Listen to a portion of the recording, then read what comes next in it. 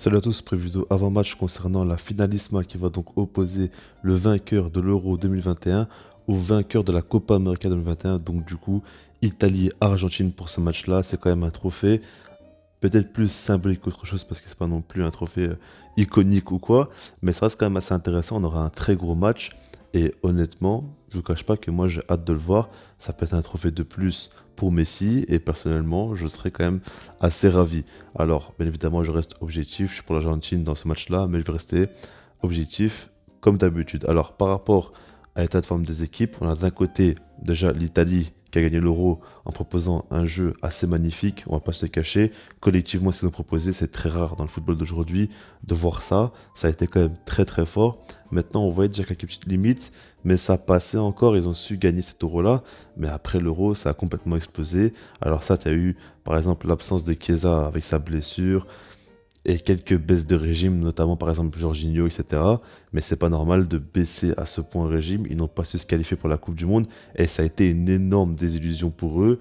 C'est une catastrophe. Et puis si on doit cibler un gros défaut, on va dire, dans cette équipe-là, c'est au niveau de la finition, parce que c'est une équipe qui arrive à garder la balle, arrive à gérer la possession, à se créer des occasions. Maintenant, pour les finir, c'est quand même très compliqué. Il manque véritablement des attaquants plus décisifs en attaque. Et c'est vrai qu'ils ont quand même beaucoup plus de difficultés désormais. Le milieu de terrain aussi, il est un petit peu moins efficace qu'avant.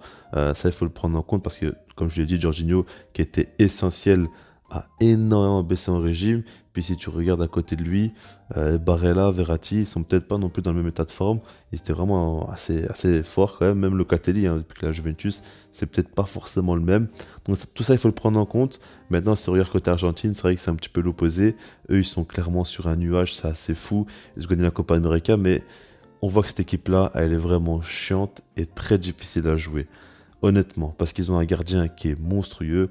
Martinez, il est quand même très très fort. Ils ont Léo Messi qui, quand il est épanoui et quand tout le monde joue pour lui avec un minimum de cohérence dans l'effectif, bah c'est sûr qu'il il est inarrêtable.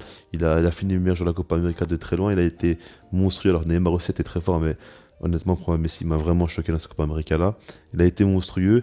Et puis, si on regarde l'effectif, c'est une équipe vraiment qui se bat et qui donne tout jusqu'au bout. Au niveau de l'engagement physique, c'est quand même très impressionnant.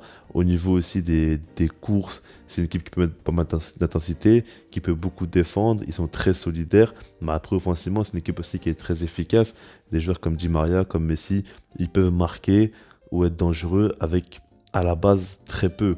Donc du coup, ça fait que c'est une équipe très dangereuse et qui est efficace dans les deux surfaces, que ce soit défensivement par rapport à leur gardien notamment, et puis offensivement par rapport à notamment à Léo Messi, Lautaro Martinez ou quoi, c'est des joueurs qui peuvent facilement marquer des buts.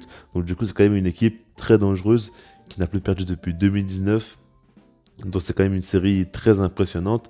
Ils sont en confiance et ils sont quand même très sérieux, très appliqués. Et puis surtout, ils sont en mission parce que là, beaucoup de gens parlent du fait que Messi ne soit pas dans une grande forme au PSG.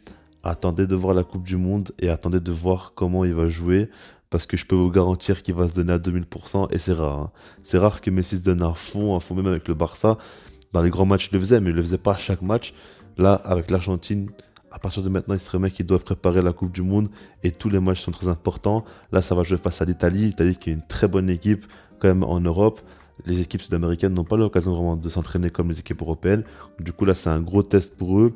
Ils vont tout donner dans ce match-là déjà. Mais surtout pour la Coupe du Monde, ils vont arriver en étant plus que jamais prêts. Donc, du coup, il va falloir suivre de près cette équipe-là d'Argentine. Et surtout, Lionel Messi.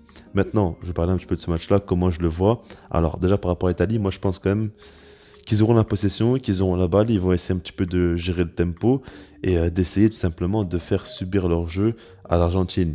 Certainement en essayant aussi de bloquer Messi, c'est toujours comme ça quand tu joues face à Messi, surtout là avec l'Argentine ou avec le Barça, peut-être moins avec le PSG, mais encore ça se discute aussi, mais en tout cas il faut toujours essayer de le bloquer, donc ça ils vont essayer de faire en sorte d'avoir un marquage individuel pardon, sur lui, certainement Verratti qu'il connaît très bien, ça je ne sais pas mais c'est possible, ils vont essayer quand même de mettre beaucoup d'engagement physique sur lui, après je pense qu'ils vont essayer de garder la balle, comme je l'ai dit, essayer d'imposer leur rythme et de se créer un maximum d'occasions parce qu'ils savent très bien qu'ils n'ont pas beaucoup d'efficacité. Alors je pense qu'il y a moyen de faire ça ou bien de tenter de jouer par les contres.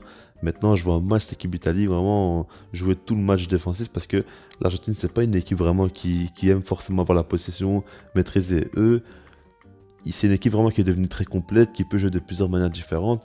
Et je pense qu'ils vont essayer d'emmener l'Italie sur un match un peu compliqué, très physique, beaucoup dans l'engagement, et essayer de partir, eux, justement, sur des contres, pourquoi pas, ou en tout cas d'avoir des séquences. Ils sont confiants, quoi. Ils n'ont pas besoin d'avoir 10 000 occasions pour marquer des buts. Donc je pense que ça peut se tourner dans ce sens-là. Maintenant, c'est vrai que c'est quand même très compliqué de savoir comment ça va se passer, parce que ça fait quand même un petit moment qu'on n'a plus vu l'Argentine jouer, ni l'Italie, et plusieurs de matchs là, en sélection, quand ça reprend comme ça, c'est toujours un petit peu compliqué de savoir ce qui va se passer. Mais personnellement, je vois plus l'Italie avoir la possession et galérer un petit peu à marquer, et l'Argentine partir en contre. Alors, c'est pas forcément leur grande qualité, hein, partir en contre, ils n'ont pas forcément des joueurs très rapides, ils n'ont pas des joueurs faits pour ça. Des Di Maria, des Messi, c'est plutôt fait pour combiner et pour s'installer dans le camp adverse. Maintenant, je pense quand même qu'ils peuvent le faire, ils peuvent faire très très mal là-dessus aussi. Et puis, je pense qu'ils vont surtout avoir quelques temps forts et ils vont essayer de les maximiser tout simplement pour marquer des buts durant ces temps forts-là.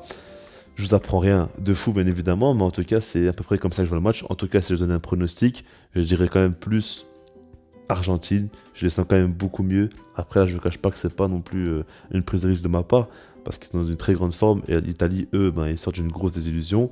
Donc, du coup, c'est logique de dire l'Argentine. Maintenant, je les vois quand même beaucoup mieux. Et honnêtement, ce groupe-là, il me paraît quand même impressionnant et j'ai hâte de voir la Coupe du Monde. Et en plus de ça, il y a des joueurs comme par exemple Lo Celso qui montent aussi en puissance, ils ont fait de très bonnes choses dans le club. Ils vont revenir en sélection avec un autre rôle. Même Alvarez, l'attaquant, Lautaro Martinez est quand même de très bonne forme aussi. Il y a quand même beaucoup de motifs d'espoir pour cette équipe-là, beaucoup d'individualités qui sont de très grande forme. On a un collectif qui marche bien, Scaloni fait quand même du bon travail là-dessus. Un très bon gardien aussi qui se donne à 2000%. Honnêtement, j'ai beaucoup de mal à les voir perdre ce match-là. Donc du coup, je miserai beaucoup plus sur eux. Après, dis-moi quand vous en pensez. Est-ce que vous êtes d'accord ou non avec moi? Et puis sinon, moi, je vous dis peace.